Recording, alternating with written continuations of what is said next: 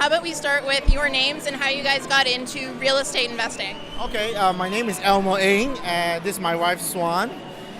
We have gotten into real estate through friends, contacts, right? And that's how I was first introduced to Michael. And I think it was really an educational experience that makes a difference, that gets you involved and starting on your first property. Yeah. Fantastic. Now, Michael and his team at Doors to Wealth are known for their property tours. Do you guys go on them on a regular basis? Yeah, so at the beginning we used to. So, and for that, I really think it's fundamental to getting into real estate as an investment, because what you start to look out for is more than just looking at aesthetics, but you're looking at the bones of the building. You're looking at what you can do to legalize the place, and I think that's the thing that we actually really learn a lot from all these property tours. Talking to other investors as well was really useful, because you kind of share ideas. Oh, what would you do if I got this place? And some of them, they had different views, and some would really gut the whole place. There were others that says, okay, he just needs a little bit of cosmetic stuff, and then that's it, it's good to go. Yeah, so that was really useful, for us. And then I would kind of share those with Swan and kind of bounce that out. It's like, oh, should we really get involved in this or not, right? So that was really a learning experience for us. So you go on the property tours. If you're just out and about throughout the day, do you also look at neighborhoods as to where you potentially may want to get another rental property?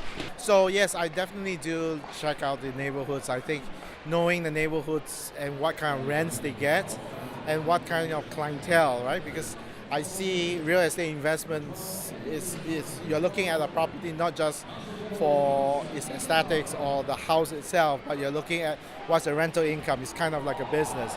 So I do want to see, there are some neighborhoods the houses are cheaper, the tenants are also demanding less rents, but it's a different class of tenants too. So we have a mix, like in our properties, we have a mix between the two.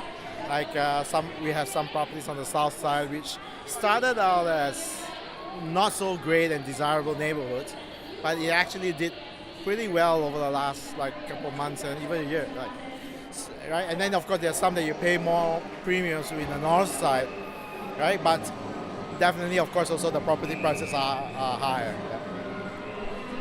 Now, you mentioned looking at the quote-unquote bones of the properties. Have you ever gotten those dreaded midnight calls where something's gone wrong? So for me, thank goodness I didn't have really midnight, but close to it. So we had locks that got stuck, just after Christmas. They call you, and so you kind of have to have a handy book of people that you can rely on. And we are in Toronto, so it will take us a while to get to the property anyway, right? So we have to kind of devise, methods in getting best people there and helping resolve. So we have thought of lock boxes. We have put lock boxes on the properties so that people can go there when the tenants are not there. And if it's an emergency situation, well, you want it fixed, so it will be done. So if someone was thinking about getting into real estate investing, what sort of advice would you want to give them? Okay, so I think Mike's property tours give a very good platform for you to even learn and understand what you're up against, right?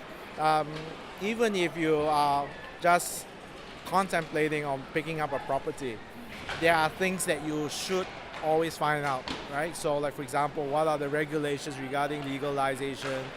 What kind of height requirements are in the basement? Do you need fire safety inspections and aluminum wiring? A lot of stuff that is invaluable that I picked up on the tour.